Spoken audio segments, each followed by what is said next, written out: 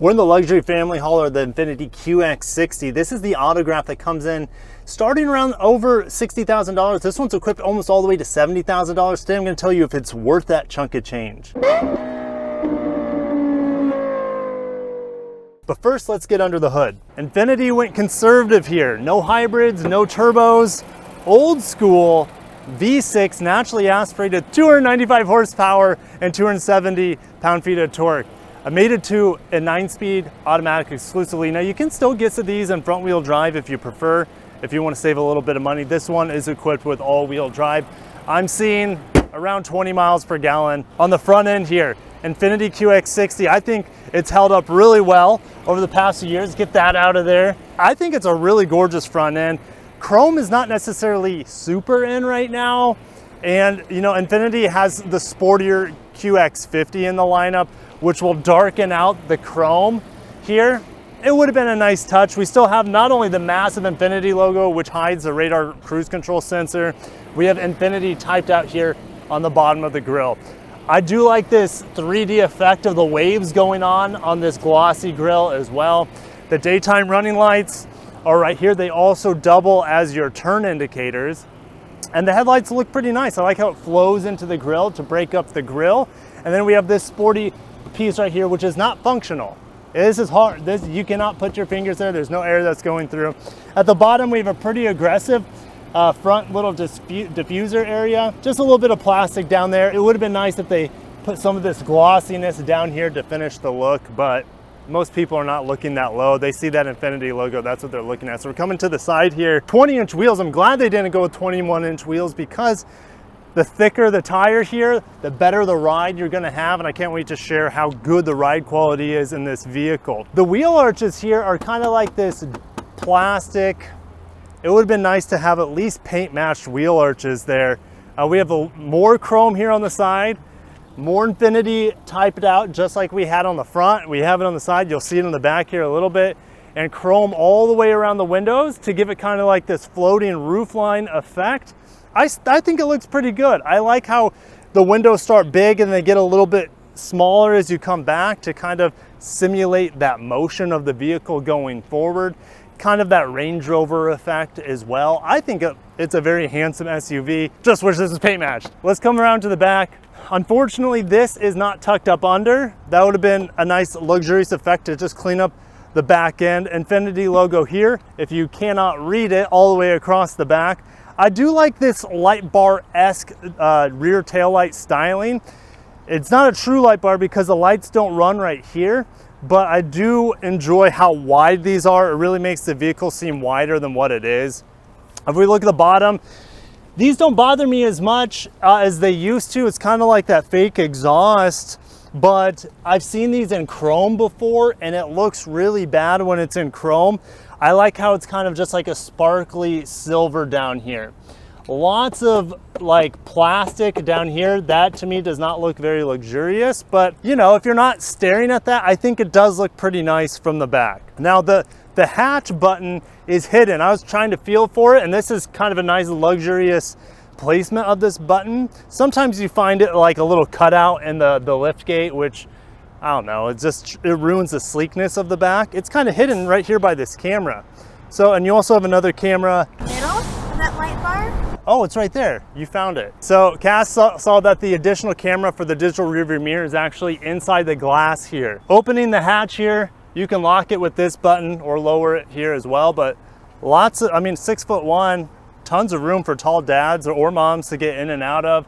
Double shocks here to lift it up. We have this thing loaded up. We've been doing lots of errands this morning, and you can fold this seat down pretty easily with just fold down the headrest first, then throw that down. If you don't want to reach for the grab handle back there, the pull rope, I guess that's what you'd call it, you can just hold this button.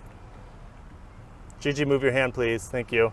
Just make sure your kids' hands don't get scissored by the raising seat if there's one in the back. So what we're going to do is get into the second row right now. Cass followed me this way. This is great for families, is that we have smart key access, which is noted by these 3 little lines.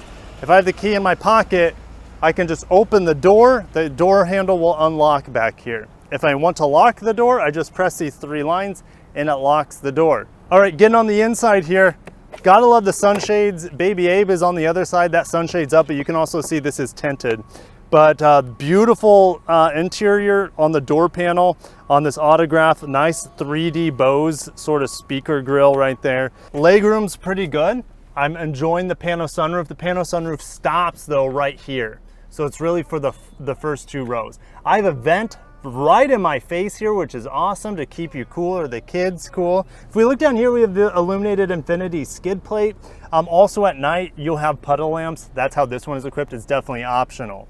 The back of the seat is soft touch. We have mat pockets on each side. If we look in here real quick, you have heated outboard seats, not ventilated outboard seats, but you do have a nice climate control right here. USB-C and a USB-A if you flip this up, and 150 watts of power right there.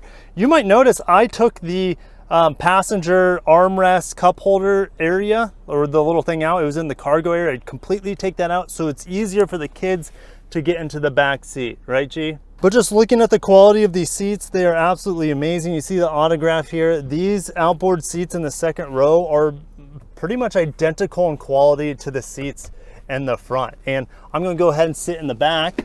As I sit back here with Gigi, I actually cannot get my legs straight here. I can move this seat forward, but this seat's all the way back right now, so it's easier for the kids to get in between Abe's car seat and the front driver's seat. But back here, it's not a lot of room. Only kids are probably gonna wanna sit back here, but I do have good headroom. And check this out, look at the vent. It's right there to blow air onto the passengers, so at least they'll be able to stay cool back here. Nice visibility with this window too, which is going to help with car sickness potentially of your rear passengers. They can see out very nicely. And then check this out, we have a USB-A down here. We also have one on Gigi's side, a couple cup holders on both sides, so 4 cup holders for the very back. I also have this button here. Gigi pressed this earlier, which flung this seat forward. Gigi, do you want to press that button? Yeah, push it. Wow, nice job, G. And so that's just a quick button escape hatch for the passengers in the very back to get out of here. Get into the driver's seat, just like we saw in the back doors. Beautiful wood. We have memory seats, not only the driver's side, but you also have passenger side memory seats. Again, that 3D effect with that Bose speaker that kind of just carves into this door panel. Super nice, very luxurious. And Cassie and I really like this brown tan sort of accenting. If we look at the inside here, we do have cargo space. Wish the pedals had a little bit more spice to them here for the price point. Massaging seats, we'll talk about those here in a little bit. Again, these seats are absolutely gorgeous. And with that being said, we're gonna go ahead and hop in the car and start driving and tell you what it's like on the inside and the driving experience. 360 camera here as we back out of the park.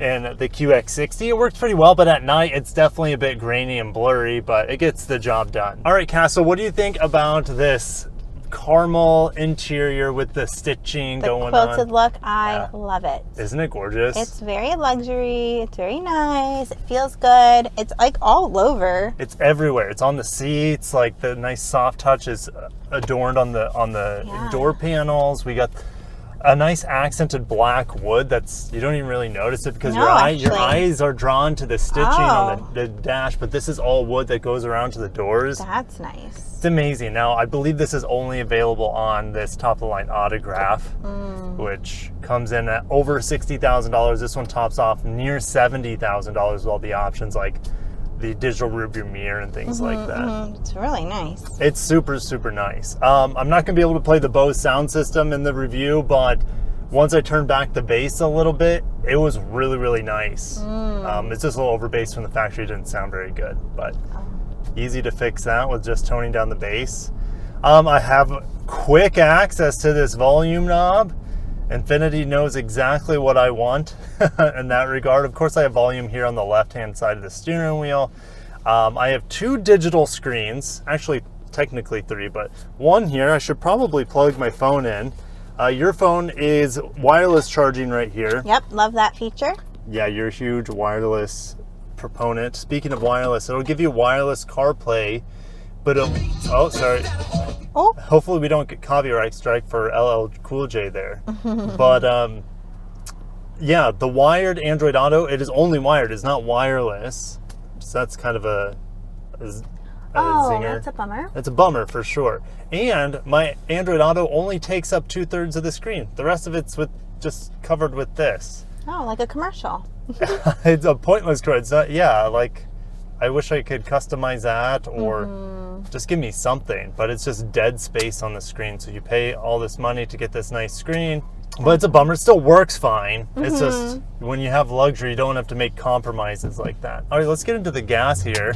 It's 295 horsepower.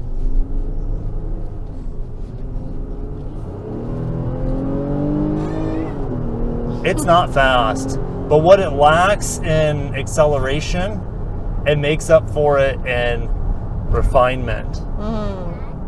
You sat in this car for the first time today, and as we were just backing down the driveway, you're like, wow, that's smooth. Yeah, it was a night. Yeah, it was good. Yeah, so Infiniti has tuned this 9-speed auto and the V6 to be extraordinarily refined and smooth. And it sounds good too. Pedal down just a little bit. It goes. Like I said, it's not fast whatsoever. You don't get that torque from like most of its competition that are all turbocharged 4 cylinders or turbocharged 6 cylinders at this point. So you get this kind of old school luxury refinement in here, not only with the materials, but with the brake pedal, the handling, everything is soft in here. Yeah, so for nice. Exquisite luxury, not performance. Not performance. It's the experience of driving rather than the performance. Exactly. You just want a really good experience, and this provides it. As long as that experience for you doesn't need performance and just requires just the finer things in life, just smooth as butter shifts, eating up all the imperfections on the road with these 20-inch wheels. They didn't try to go too big with the wheels or try to make it a sport tune suspension. Like hardly any of the competition has just pure luxury, and that's what this vehicle kind of stands out. I also test drove this week the GV70, and that does a good job as well with the luxury end. But that only has 2 rows of seats, and they're about the same equipment and they cost the same. So, but that has way more performance. That's the trade-off. Yeah, and they both have really, really nice interiors at the top end of their trim spectrum. But do they have massage seats? Okay, let's talk about these massaging seats. Okay, there's a button, Cass. Yeah. To the right of your thigh. Oh yeah. Yeah, press that. Is that massage seats? Yeah, let me do mine. Oh, okay. It's not necessarily. Was it the Navigator that I liked, or the? Yeah, the Navigator had really nice. It's not Navigator quality massage seats, but I'm not going to complain. This is better than my non massage seats. Well, that's nice of you, because I am going to complain. Oh no. I think these massaging seats are a complete waste. All they do is there's just like a bar at the bottom, middle, and the top that kind of push you. There's no individual kneading. No.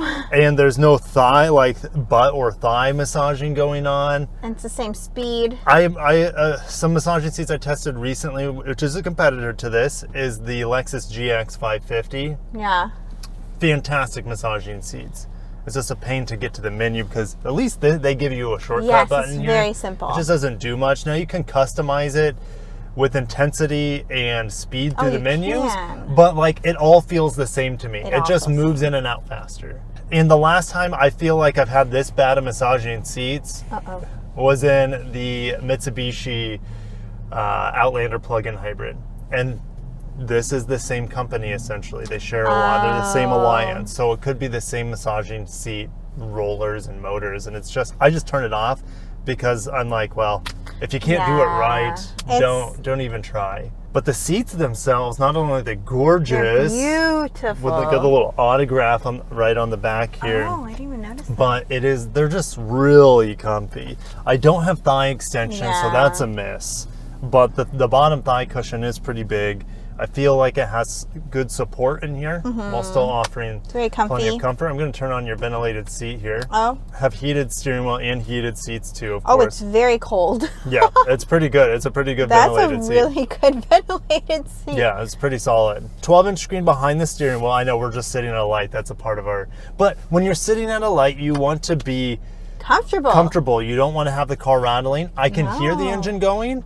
I have this auto start stop feature, which you have to turn off every time.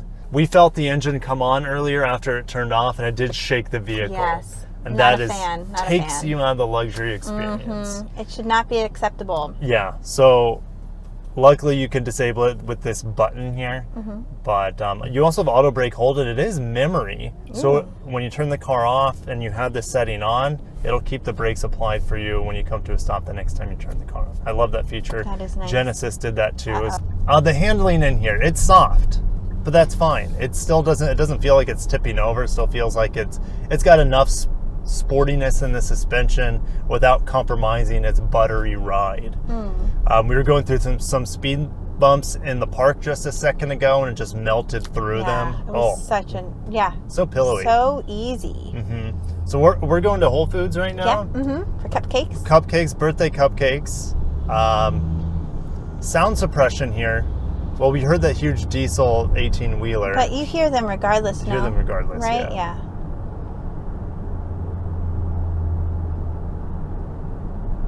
It's pretty quiet. It's very quiet. You don't get hardly any road noise, which is great. No tire noise. You get a little bit of white noise, which is fine. You can hear the kids really well, so that's letting you know that it's suppressing the outside noise to maximize the inside noise, so you can have conversations without raising your voice, which is very luxurious. Very nice. Okay. Oh, she's saying it's hard to get into the car. Oh yeah, it was a little bit hard to get into the car with the kids.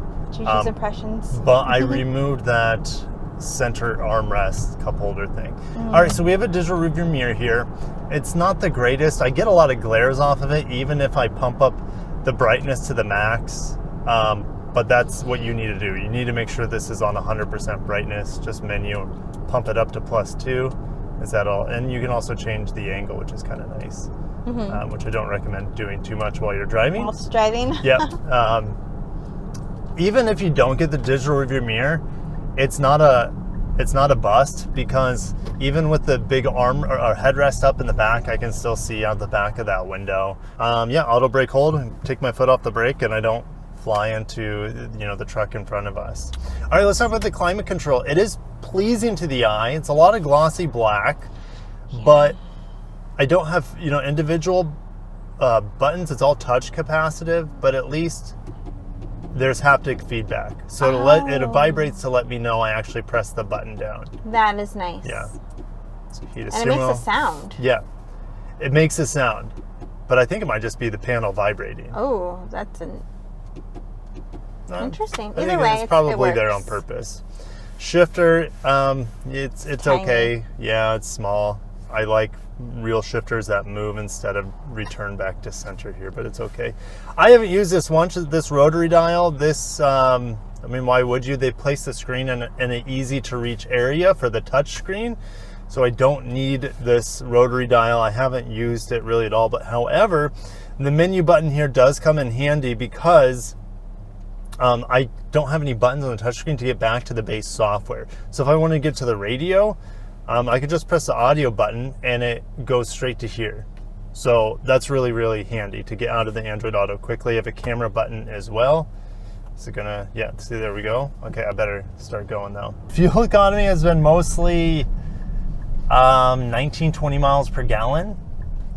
So that's one of the areas Infiniti could improve upon here, but if your budget allows for a $60,000+ luxury SUV, gas prices aren't that big of a deal, I would say, for you. Right. So, but still, it means more frequent fill-ups. And that is not luxury, right? No one wants to go to the gas station. And we'll finish up the driving impressions once we come back with the cupcakes. 2 grocery stores later, and the QX60 is meeting our family's needs. Well, we don't have all the kids today. Most of them are in school, but for a family of probably 5, Okay. I think it would be really good. The occasional third row seat that's Gigi's monopolizing right now by herself. I really like this vehicle. Yeah. It's not overly complicated like a lot of the modern luxury vehicles are. It has just the right amount of technology. It's an amazing drive. Oh, it has a head-up display. You mentioned the head-up display. Yes. The head-up display is super crisp and bright. What more could you want? Right. And it's big font, so I can easily see. I'm going 20 miles an hour right now, so very, very nice. The only ding for the technology is my Android Auto is not wireless and it's not full screen, but the sound system is good in here. I like the access to all this climate control stuff and the volume knobs right there conveniently too. The exterior design is really, really strong. The interior design, well, especially here on this autograph, is very impressive. There's that engine turning on again. I don't like that. That's, yes, it reminds us of, hey, there's one more thing you don't like about this. That it's like, don't forget, every time you start the car, also hit this button. Start the car, hit this button. Yep. So the engine doesn't just like rock the boat and Just you're not like, a wait, fan. what's going I'm not a fan. You know, if it was a hybrid, you could get away with that. But the strength of this vehicle is because it's not a hybrid. It's super smooth. I know some hybrids are smooth, but like this is that old school luxury feel that I think a lot of people are going to appreciate without the complexity of hybrids and batteries, without the complexity of turbos and mild hybrids. This is just old school, simple, well executed luxury. Oh yeah, I'd go to Nebraska in this car. It's yeah, if we had to so take a road comfy. trip back home, Yeah. absolutely. We would just need a top case for luggage. Oh, I mean, yeah. Yeah, but it can tow 6,000 pounds. Oh, look so at we that. could, you know, rent a can get little a boat. U-Haul. The boat. Yeah, with this vehicle, yeah, you could tow a boat. There's one of its amazing. biggest competitors, the MDX. MDX is really good as well. I feel like if you want traditional pure luxury, smoothness and just overall refinement, you get this. If you enjoy throwing your big SUV into the turns, the MDX Yes. is for you. So Oh you yeah, can, I like the MDX too. We really like the MDX. Shoot, there's so many good This- cars out in the world. That's yeah. And Infiniti needed to make a really good QX60. It's traditionally their best-selling vehicle. And when they redesigned it a couple years ago, it took a while after, you know, the microchip shortages to get them the production they needed, but Right. it's in full swing now. And so much so you can get really good discounts. You can get this vehicle for $6-7 grand discount. I've seen this exact build for in the low 60s instead of upper 60s. But I think the sweet spot is going to be probably around $50,000. You can get, I think it's the second grade, which is the Lux or the Pure, one of the two. And you can get really good deals on that. 7 grand off, 6 grand off, and Nice. low 50s, you can get an amazingly well-crafted luxury 3-row SUV. But Abe's cutting our time short, so we're getting it there. It's too smooth. The car's It's just too too smooth. smooth. Yeah. Can't keep that baby And the still. engine's even running right now. And you Yeah. can't even really tell. No, it's just. Oh, wow, that was a weird thing. It engaged the parking brake when I just hit the gas there. It has That's never done that. weird. That was really weird. I have auto brake hold on, but that doesn't involve the parking brake. No, are we gonna keep that in? Yeah, probably. Oh, that was a wow. weird glitch, but we've never. That was the first time we've experienced that in any of our loans with this vehicle. Good thing we're not racing. Good thing it wasn't racing, but that's because I don't even know if you have the parking brake on if your brake lights go off. Oh. So that was Not that we would ever be racing in any of these no, cars. no. But anyways, well, I'm glad it turned itself off as fast as it turned itself on. Then there, that was a Yeah. bit strange. That was strange. Yeah. Otherwise, we really love it. That was, you know, we haven't had any other hiccups No? other than that. So, thanks Infiniti for sending it to us. Yeah. Thanks parent company Nissan as well. couple of cars And yeah, we're coming just through. endless stream. You know, we're just like doing a lot of errands today. Lots of grocery store stops. So Busy day. it's a perfect vehicle for Yes, so comfy. the mom who wants luxury, Yes. and not for maybe the dad who wants sport, because there's no sport going on There you here. go. But anyways, we're gonna end it there. Thank you guys for watching. Smash the like button if you made it this far. Appreciate that. And stay tuned for more Infiniti. We got the QX80 reveal coming in 2 days at the time. So March 20th. That means nothing if you're watching this in the future, but our favorite Infiniti is actually the QX80. It's just a little bit roomier for our family than this QX60. That's why we like it so much. Yeah. And yeah, they're redesigning it. So stay tuned for that. I'll feature that on the channel as well. Thank you guys for watching. Nice. Peace.